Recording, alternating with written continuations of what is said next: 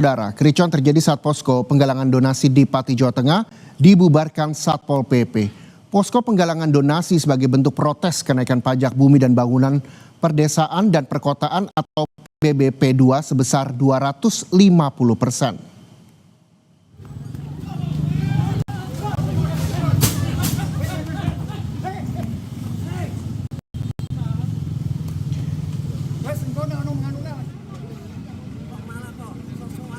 Cekcok terjadi saat Satpol PP membubarkan posko di sekitar alun-alun Pati dan mengangkut donasi dari warga. Petugas berdalih keberadaan posko donasi dinilai mengganggu ketertiban umum. Masa tak terima karena perwakilan Aliansi Masyarakat Pati Bersatu sudah memberi surat pemberitahuan kegiatan ke polisi dan tembusan ke Bupati.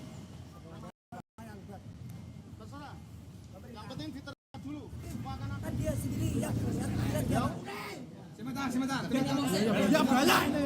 Aku itu milik warga Pati kau rampok. Oke. Kau curi. Maling. Masa yang tak terima barang donasi disita mendatangi kantor Satpol PP Pati. Mereka adu mulut dan saling dorong, memaksa masuk ke kantor untuk bertemu Kepala Satpol PP, namun dihalau polisi. PLT Sekda Pati kemudian menemui massa dan menjelaskan alasan pembubaran posko. Setelah negosiasi panjang, pihak Satpol PP Pati berjanji akan mengembalikan barang donasi ke posko.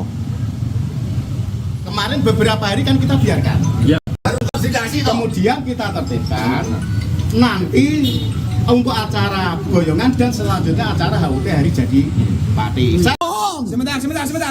Saya secara pribadi sama Mas Bowo sama sini nggak ada bermusuhan loh. Saya ini menjalankan satu etika juga. Selama ini kita tuh membiarkan terus ada narasi-narasi provokatif. Kami khawatir di sini nanti gaduh. Mulai tanggal 1 kemarin sampai hari ini warga Pati itu menerima donasi berupa aqua dan sebagainya. Terima. Nah tiba-tiba Satpol PP datang nggak membawa surat tugas, enggak mereka melakukan bukti penyitaan apa aja item-item barang-barang ini, sehingga akhirnya saya datang, saya tanya Kepala Satpol PP siapa.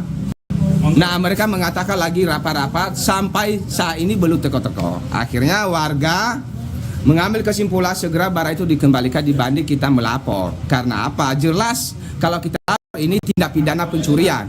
Karena apa? Mereka nggak punya surat tugas, mereka nggak punya surat penyitaan.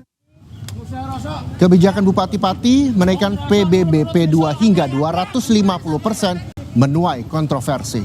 Keputusan itu bertujuan memajukan Pati yang pendapatan daerahnya paling kecil dibandingkan kabupaten lainnya.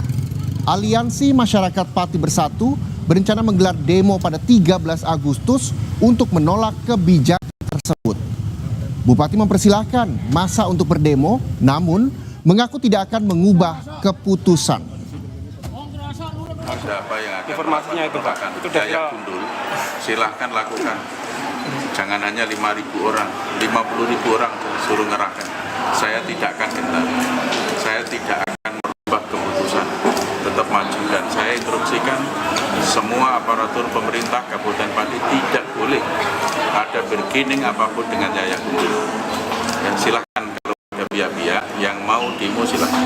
Saya tidak akan gentar, tidak akan mundur satu orang. Yang saya lakukan adalah yang terbaik untuk pembangunan kabupaten, yang terbaik untuk rakyat Kabupaten Pati.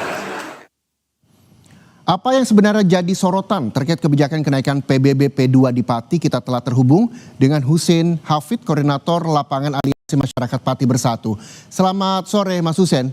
Mas Husein, setelah kejadian... Selamat sore. Iya, Mas Husein, setelah kejadian pembubaran posko kemarin, apa barang donasi sudah dikembalikan? Dan apakah posko penggalangan donasi juga masih beroperasi hingga sore ini?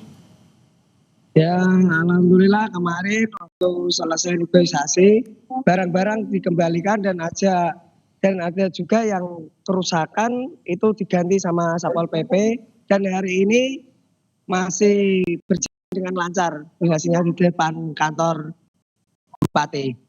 Oke, posko penggalangan donasi juga masih beroperasi hingga sore ini. Nan, bagaimana sebenarnya tanggapan masyarakat di sana soal kenaikan PBB P2 sebesar 250%? Tanggapan masyarakat di sini itu semua masyarakat pada menolak, Pak. Dari bawah sampai atas pada menolak semua. Karena kalau NJOP naik, itu kan minimal 20% dan maksimal 100%. Kan ini malah lebih dari 100%. Kan kena pasal pelanggaran perda ini, Pak. Dan sebenarnya apa alasan Pemkab menaikkan pajak hingga hampir 3 kali lipat ini yang Anda ketahui? Bilangnya sih mau perbaikan jalan, pembangunan, laba pembangunan. Tapi kan yang asli kan itu kan udah ada anggaran yang dari mana itu kan pasti ada, Pak, gitu loh. Nggak usah naikkan pajak langsung segitu banyaknya. Ya, jadi yang Anda ketahui Pak Husen, seperti apa memang perhitungannya? Ya, perhitungannya yang aku ketahui ya dari kemarin dapat dari Jawa Tengah kayak gitu 316 miliar. Tapi masih kayak kurang aja. Seharusnya kan gimana caranya Bupati itu bisa membangun, tapi kan jangan itu loh Pak, menaikkan pajak yang tinggi lah. Intinya gitu Pak, yang saya ketahui. Jadi secara tidak langsung bahwa naik boleh tapi jangan sampai 250% begitu ya. Dan ya betul Pak. Rencananya juga nanti akan ada demo pada tanggal 13 Agustus mendatang. Berapa banyak massa yang ikut dan tuntutannya apa yang akan disampaikan pada saat demo nanti, Pak Husen?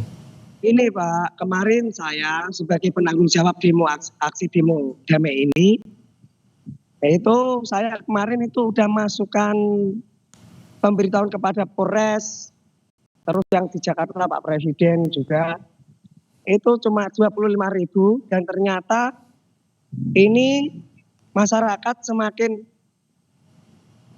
tersulut marah Pak sama Bupati tadi karena dia udah menantang masyarakat Pak.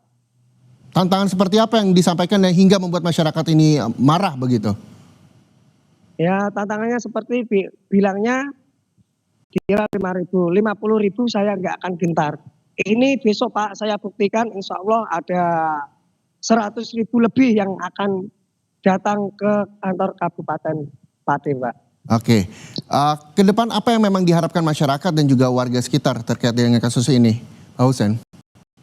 Yang diharapkan gini Pak, PBB boleh naik tapi sewajarnya dan bisa sebelum menaikkan PBB itu masyarakat itu disejahterakan dulu Pak. Sekarang kan gini, tiap tahun kan pengangguran tambah ya kan? Ya tambah kok malah lapangan pekerjaan nggak kok sulit, nggak dibanyakin. Intinya gitulah Pak. Jadi secara tidak langsung tidak berbanding dengan pajak yang dinaikkan begitu sebesar 250% terhadap kesejahteraan warga sekitar. Betul Pak. Baik. Seharusnya Pak Pati itu ya tadi Pak bisa belajar dari Kudus, Jepara, Rembang. Dia mau menaikkan pajak itu mensejahterakan masyarakatnya dulu Pak. Baik. Kita bisa ambil kesimpulannya bahwa masyarakat juga ingin disejahterakan, kenaikan pajak tidak masalah tapi tidak sebesar yang sudah terjadi 250% ini begitu ya.